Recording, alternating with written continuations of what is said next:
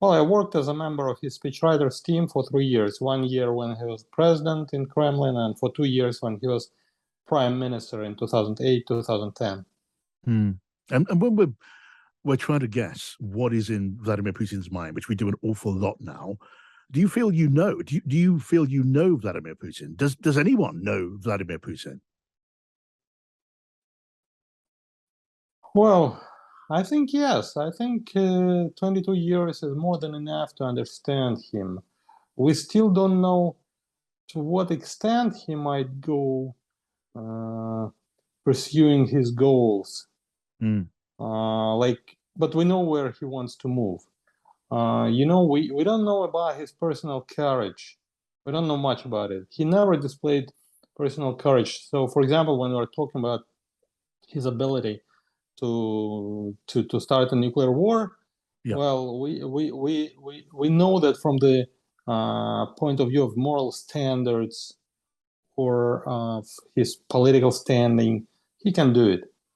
But we don't know if he would dare to do that from the point of view of personal fortitude, personal courage, because this is something really threatening to him personally. Before that, he never displayed it. He was always like very brave from some safe place, some safe haven. And I mean, his presidency. And before this, before he became president, he was like absolutely, he was very cunning. He was maneuvering a lot. He was changing his, loyalties. Yeah. So anything but not courage. So as far as you're concerned, Abbas, the question of whether or not Vladimir Putin would authorize the use of a nuclear weapon would be, in his own mind, purely a matter of political and personal advantage. You're saying he would care nothing for the possibility of mass casualties and mass destruction. That would not count with him at all. No, after he started the war, after he committed those atrocities, his army committed those atrocities in Ukraine, but which we know now. Well, definitely nothing can stop him. No moral those moral things. Yeah. Now, what about the pressure that he's under? I mean, today, since the missile strikes, the escalated missile strikes on Ukraine, he's been supported by the Chechen leader, the hawkish leader of Chechnya, who said he's 100% behind the special operation, so-called, the war. And rather hawkish Russian commentators are saying the same thing. So it does suggest that he has been under pressure, the fact that these hardliners are getting behind him. Do you believe that Vladimir Putin has in any way been losing control of this conflict? Well, definitely he was no longer as strong as it was before. He was no longer controlling the Russian elites as he was doing it before the war. Now, I would say that almost 100% of the Russian elites, they understand that their interests and the interests of Vladimir Putin, they no longer coincide. Previously, those things were coming together, and since the beginning of the war, their paths separated, and now they're running in the totally opposite direction. And he's losing control of the events, and in many cases, he's being pressured into doing something he doesn't want to do. This actually, him personally, I'm sure he wants to negotiate that, and actually, he told about this more than once. He wants to end this war. He understands that he would not be able to win it, and he wants to stop it, but he can't afford doing this because in this case he's afraid he would lose credibility, he would lose legitimacy, he would lose the remaining base of support. His base of support is already shrinking, and he is afraid that he would lose like the remaining ones, so to say. Right. He would not get back the liberals, the opposition, and he would lose those so-called nationalist patriots. And so he is a kind of he is not so much leading now as he is being led by the logic of the events. Right. So under pressure from the, as it were, the liberals, but also from the hardliners as well. Now, is it possible in your look, I'm sorry, it's a very important point. I want you to understand about those hardliners. Yeah. Those hardliners are the people that offer no solution to the problem. They know what they are against. They are against the end of the war. They are against what these pigeons suggesting, or doves are suggesting. Yes, they are against this. But if you ask them, what do you suggest? Well, they cannot answer this question. Well, we are to continue the war till we win. Well, go ahead and win it, but they can't win it, and they understand this. So they are the problem with them is that they are leading you into an impasse. They are strategic losers. So you understand. So you cannot rely on them for a long time, because obviously now the path is leading in the wrong direction. The longer the war continues, the worse the outcome for the system will be. The war which you are losing ultimately results, if you continue it for a long time, ultimately it results in Russia in the collapse of the system. Like this, it was with the Afghan war, which ended with this perestroika and collapse of the Soviet Union. Like it was like this, it was with the First World War, which ended in the revolution. So it's going to be the same. Right. Okay. So Vladimir Putin is being driven to prosecute a war ever more harshly, a war which he cannot win. Where does this lead? Does it conceivably lead to the removal of Vladimir Putin from power? If that's the case, how might that happen? Well, I think the most probable outcome would be the Russian elites, which are they already understand that their interests and the interests of Putin do not coincide. Their interest is to end this war as soon as possible, to admit defeat and start recovering the country, hoping to avoid revolution and to save themselves, to save the system. And the interest of Putin is to, who cannot win the war, just to prolong the war, just to drag on. Well, in this case, so far they're afraid to come up to him and tell, well, it's time to step down, like they made in 100 years ago with Nikolai II, the last Russian emperor, which signified the revolution.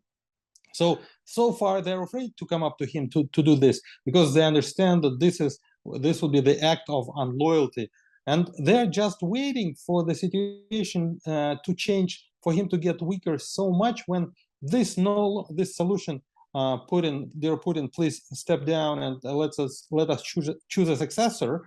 Well, when it is no longer act of unloyalty, when it becomes like when you are just offering a solution to the problem, when it's so obvious that the system is collapsing, that when you come up to him and telling him, well, what do you think about this guy being a successor? He wouldn't be angry. He wouldn't feel that you are encroaching on his power, because his power is no longer with him. No, indeed. Look, so on the one hand, you have those you call the elites, the people with the money, the people with an interest in the, if you like, whatever can be salvaged of the stability of Russia. On the other, you have the hardliners who want him to go further. Now, might this result in Vladimir Putin being removed from his office, do you think, Abbas? How would that happen if it ever did? No, I think still they would convince him to find a successor and step down. When you say who do you mean? Who do you mean by they? I mean his entourage, and first of all, and more general, like elites. Like everyone will take part in this solution of this problem. There will be big discussion. Putin will, when he would be choosing a successor, he would be taking into consideration the interests and the point of view of all the big groups of elites. But you're discussing, Abbas, you're discussing the possibility of Vladimir Putin agreeing to have power. Is that conceivable? Look, yes, it's conceivable. At certain moment, I think this is going to be what will happen. It will not end in a real coup, in real overthrow of him.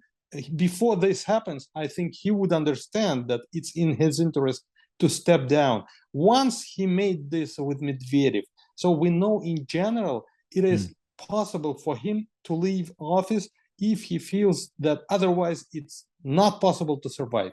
Is it possible that the hardliners, the hawks, maybe including leading figures in the military, people like the leader of Chechnya, might they not step in? Might they not force him to leave? In which case, you could be left with someone even tougher, even worse, in charge in the Kremlin. It's highly impossible because, you know, this path, this strategy is already exhausted, so to say. It's, you know, there is no longer the system, you know, to continue with this kind of thing, to continue with the war, with these militant attitudes, with all this, you know, war saber rattling.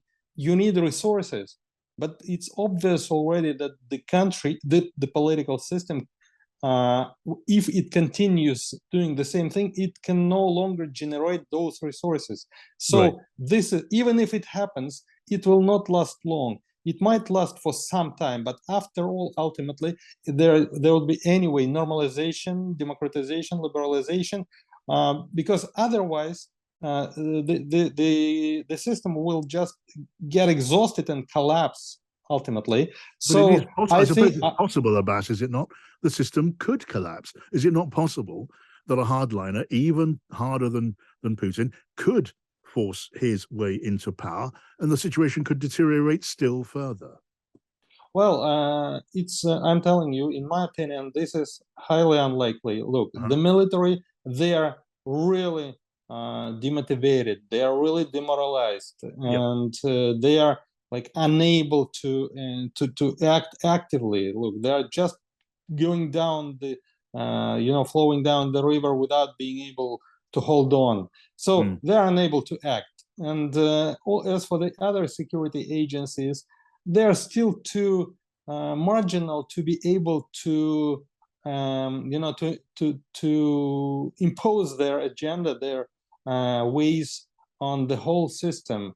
You know, they're strong enough to be able to veto those decisions which they deem totally unacceptable. If Putin and the other elites suggest, for example, they can well, for example, Putin finds somebody very liberal like Kudrin, for example, they can veto this thing, but they cannot promote their own successor. I think Putin will find somebody in between. It should be somebody less militant than him, but not so you know, so West friendly like Kudrin or Gref, for example. So anyway, they have the power of veto, but they don't have the power of imposing their own ways on Putin. Okay, we shall see. I mean, you have your hopes for Russia at some point emerging from this tangle, putting back from the ultimate brink, but we shall, I guess, see. Really good to get your perspective, Abbas Gallyamov. Thank you. Thank you.